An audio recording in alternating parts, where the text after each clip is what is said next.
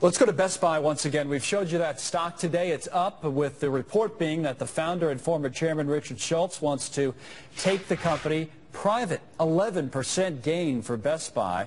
To Harvard Business School professor and former Medtronic CEO Bill George, who joins us. You know Mr. Schultz, right? Any thoughts on this issue and whether or not it makes sense to take Best Buy private? Well, first of all, I think it's very interesting. The market's only up 11%, and he offered about 40% more. That the market seems to be discounting it. I'm skeptical. The company is in kind of in a state of limbo right now, and a lot of it will be a fight between him and the board. How much debt's he going to take on?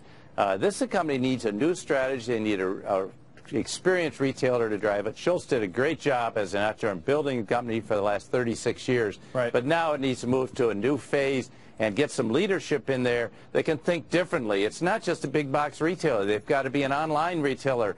They've got to compete with Amazon. They've got to be a value-added services provider, which people like me desperately need to help us get through the myriad of boxes we have in our house. And I think they can do that, but it can't stay in limbo much longer, or they're going to continue to be in deeper trouble. So you don't think this will happen, this move for taking it private? Well, it might happen. Right. It might happen, but I'm not sure the success of the company. We've seen far too many retailers like Kmart and all go bankrupt with too much debt. Might happen, may not work. That's a different story. All right, let me ask you about the, and Dagan mentioned this, I think, before we took the last break. The reason that we really had you on today, we've been looking at some of these initial public offerings, with Facebook obviously being a big example, but not the only one in the world of technology. You know, Zynga, Groupon, on and on. There have been some questionable IPOs lately. Haven't performed that great, and people say, boy, what's going on in Silicon Valley and in the tech world? Or is history going to repeat itself, where we see a big bursting of a bubble or something like that? What's your view?